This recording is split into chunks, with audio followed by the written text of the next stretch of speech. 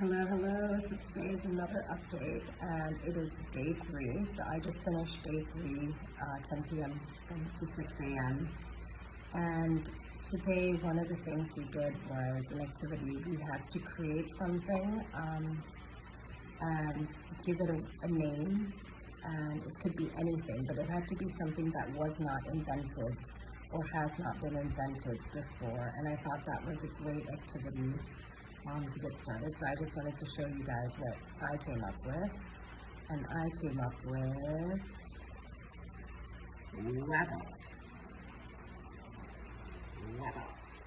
Now, a rabbit is a water fountain on wheels, and it's basically a water robot.